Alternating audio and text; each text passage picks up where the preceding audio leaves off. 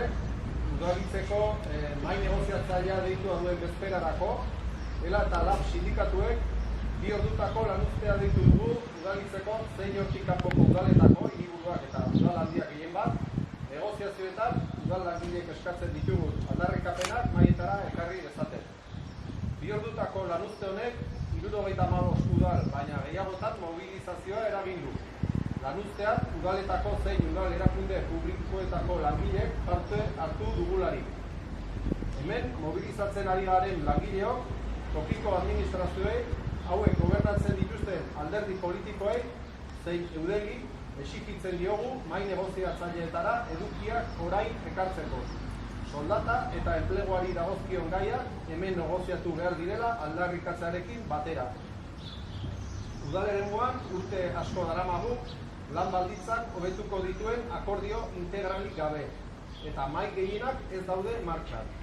Bitartean, aurreko urtean, udalitzeko negoziazio maila martxan jarri zen eta orain dela 16 urte berritu gabeko lan baldintzak adosteko aukera irekita dago. Alabaina, udalitzen negoziazioan urte eta erdi pasaden arren, orain eudelek eduki eskasak jarri ditu mahai gainean eta orokorrean konkreziorik gabekoan. Udalitzen kanpo dauden udaletan erdinak gertatzen ari da. Testuinguru horretan, negoziazio mailetara edukiak eraman eta lan baldintzen hobekuntza negoziatzea exigituz, ELA eta LAB sindikatuok adosturiko aldarrikapen komun batzuen baitan, mobilizazio eta greba dinamika abiatu genuen. Zentzu horretan, gaurko lanuzteak eta langile erakutsitako indarrak alderdi politikoak mugiarazten dituen edo ez ikusteko dago. Biharko mahai negoziatzaileko edukiek argituko digute hori.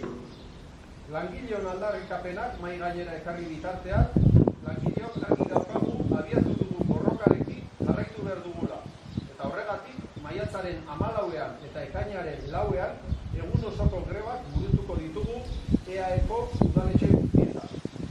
Bukatzeko, lanuztea egin eta mobilizazioetan parte hartu duzuen langile guztiak zoriondu nahi zaituzten.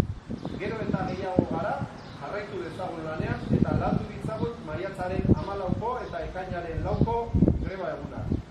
Udalitzen zein udaletako negoziazioetan edukiak orain eskuratzeko modu bakarra da. Beraz, presionatu ditzagun alderdi politikoak langileoi dagokiguna eskuratu arte. Jotak irabazi arte, gora langileon borroka.